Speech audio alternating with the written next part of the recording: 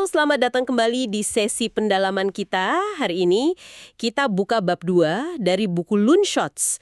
Fokusnya ini sesuatu yang mungkin agak mengejutkan Anda. Ternyata ide-ide terobosan itu rapuh banget. Ya, rapuh ya. Kita sering mikir ide bagus pasti menang kan? Ternyata nggak sesederhana itu. Kita akan gali nih, kenapa ide-ide brilian si Loonshots ini sering banget mati di tengah jalan. Padahal timnya hebat, perusahaannya bagus, tapi kok bisa gagal?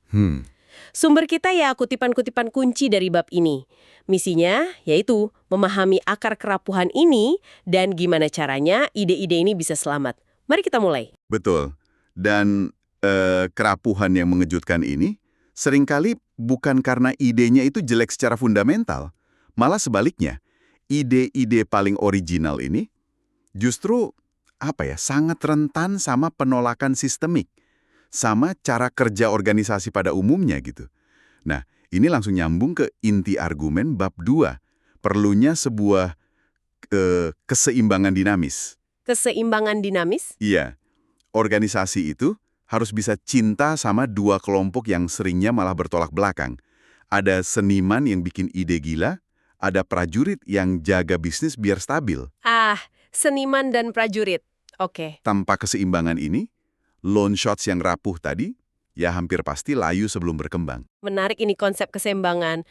Theodore Weil dari Bell Labs kan tempat lahirnya banyak inovasi tuh. Dia pernah bilang, nggak ada divisi yang bisa diabaikan atau diistimewakan dengan mengorbankan yang lain tanpa mengganggu keseimbangan keseluruhan.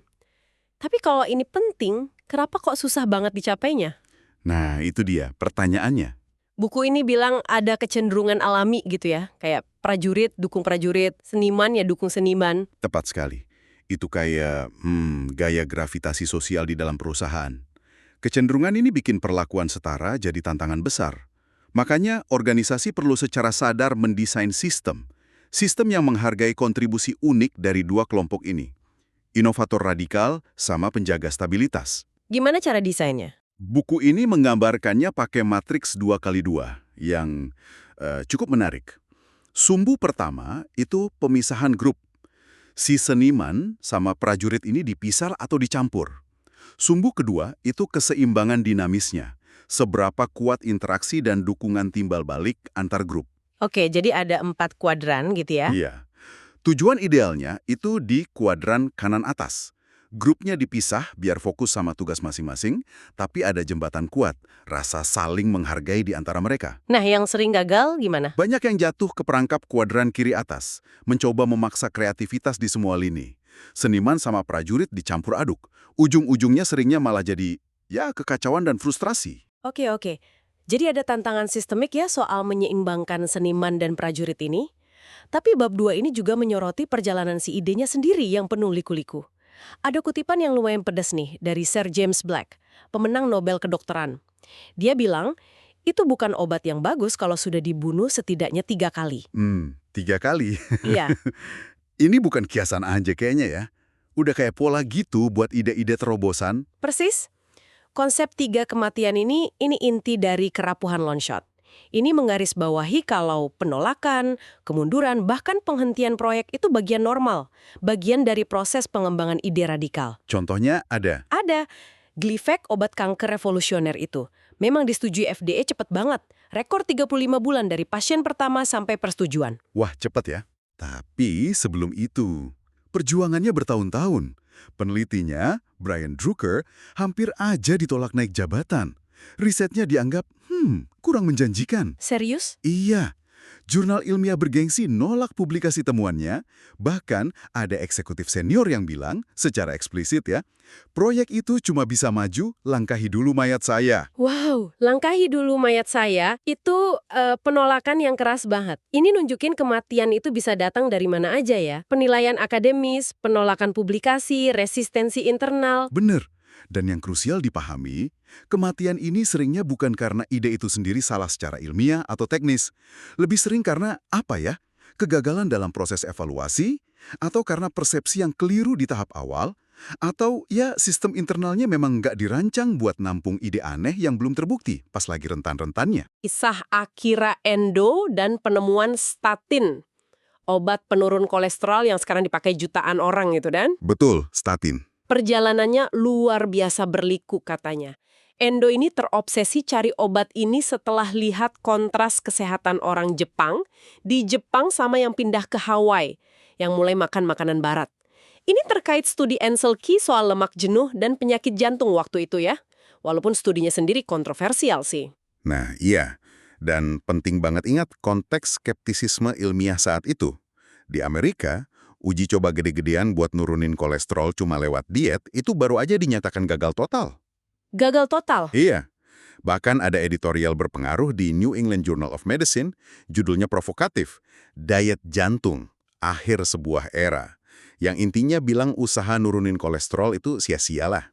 Wah, Jadi, kebayangkan betapa terjalnya jalan endo. Nyari obat penurun kolesterol pas orang lagi yakin nurunin kolesterol itu nggak penting atau nggak mungkin. rintangannya memang datang bertubi-tubi ya. Pertama, skeptisisme internal di perusahaannya, Sankyo. Timnya kecil, terus dia merasa terancam dipecat, sampai katanya sih, dia bawa surat pengunduran diri di saku tiap hari. Gila ya? Ini bisa kita anggap kematian #1 yang nyaris terjadi kali ya. Dia selamat cuma karena atasannya masih percaya sama dia. Lihat rekam jejaknya dulu. Terus datang lagi rintangan teknis, tapi nggak kalah mematikan. Waktu senyawa temuannya, mevastatin, diuji ke hewan, ini kan langkah krusial ya. Iya, uji praklinis. Hasilnya mengecewakan. Di tikus, model hewan standar, obat itu sama sekali nggak nurunin kolesterol. Nggak ada efek. Sama sekali. Ini pukulan telak. Gagal di model hewan standar itu biasanya, ya udah, akhir dari proyek obat. Ini kematian #2. Tapi Endo nggak nyerah kan? Dia curiga jangan-jangan modelnya yang salah, bukan obatnya. Nah, itu dia. Disinilah muncul cerita unik soal ayam. Ayam. Gimana ceritanya? Secara kebetulan, pas dia lagi curhat gitu di bar dekat lab, ketemu kolega yang kerjanya pakai ayam. Terus kepikiran sama Endo, ayam petelur kan kolesterolnya tinggi tuh buat produksi telur. Oh iya, benar juga.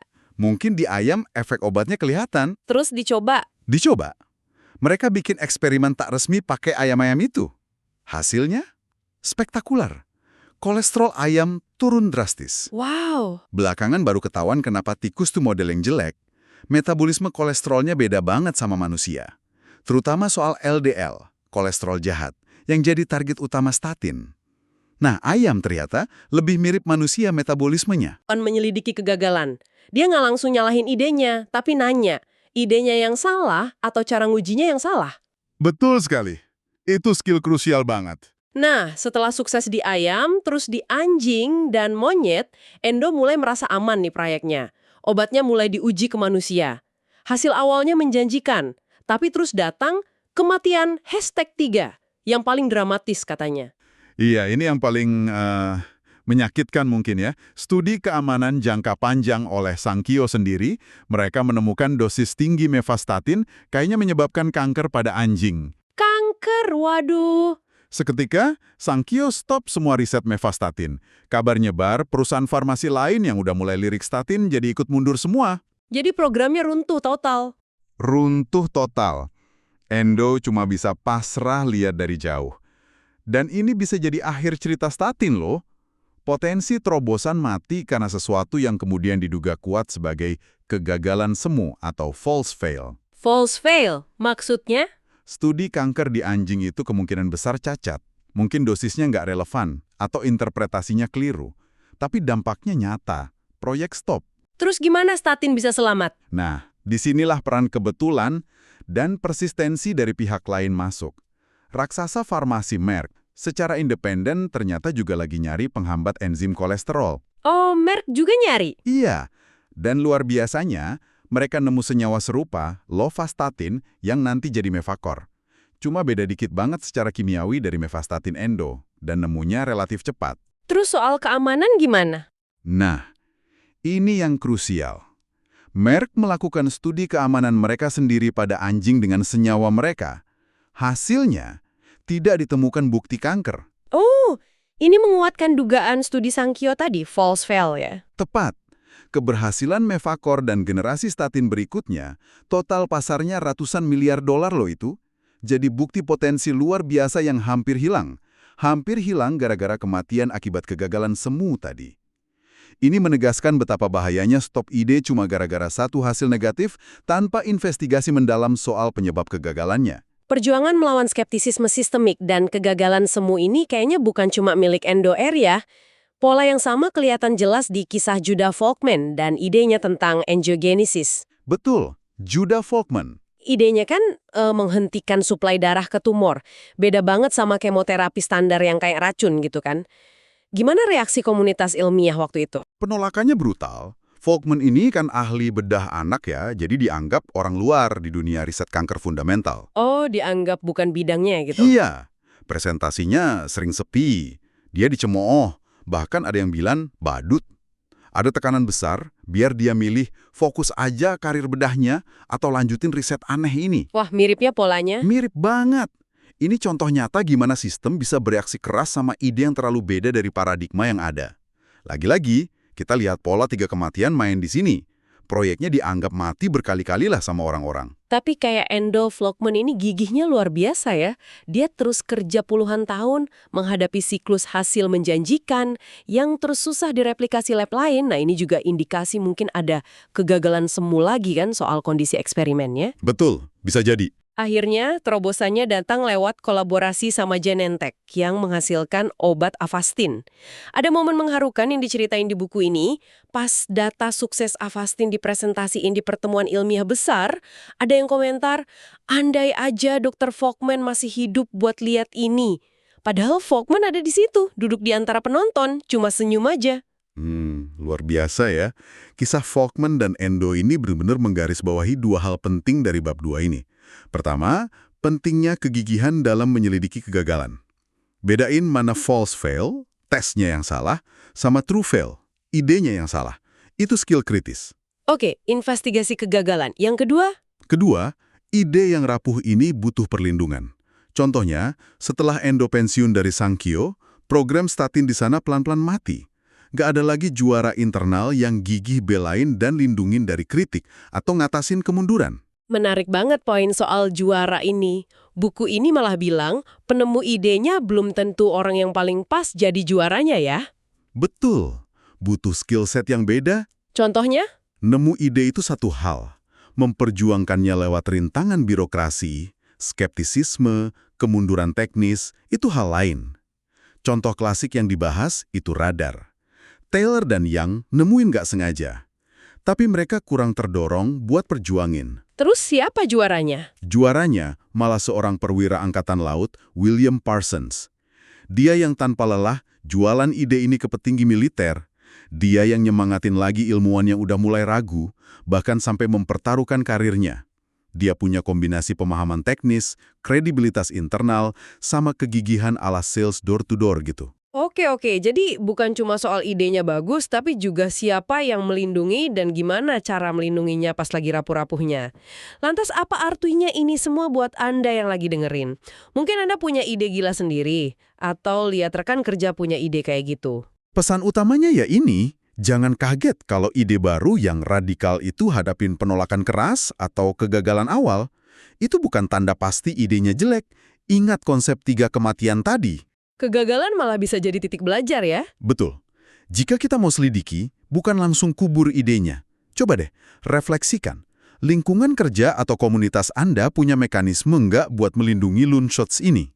Atau jangan-jangan secara nggak sadar malah mempercepat kematian mereka? Apakah ada keseimbangan antara seniman yang butuh ruang buat gagal dan eksperimen, sama prajurit yang fokusnya efisiensi dan hasil jangka pendek? Ini pertanyaan penting buat kita semua kan? Pat, jadi intisari dari pendalaman kita di bab 2 ini adalah pengakuan akan kerapuhan yang mengejutkan dari ide-ide terobosan. Mereka seringkali harus lewat 3 kematian, tapi bisa selamat kalau ada struktur pendukung yang pas. Seperti keseimbangan dinamis tadi. Iya, dan ada juara yang dedikasi, yang berani mempertanyakan kegagalan, yang bisa bedain mana kegagalan sejati, mana kegagalan semu. Kisah Endo dan Folkman itu monumen perjuangan ini. Nah, sebagai penutup nih, ada satu pemikiran yang agak menggelitik mungkin ya buat Anda bawa pulang. Kita udah lihat gimana individu kayak Endo, Folkman, Parsons bisa jadi pahlawan buat ide-ide rapuh ini. Tapi pertanyaan selanjutnya adalah, gimana caranya organisasi bisa secara sistematis menciptakan lingkungan di mana Loan Shots ini lebih mungkin bertahan hidup? Bukan cuma slogan budaya inovasi ya. Bukan cuma slogan, perubahan struktural konkret apa yang benar-benar bisa melindungi bayi-bayi buruk rupa ini, meminjam istilah Ed Catmull dari Pixar, sampai mereka cukup kuat buat nunjukin potensinya. Nah, ini tantangan besar yang perlu terus kita pikirkan bareng-bareng kalau mau paham cara kerja inovasi sejati.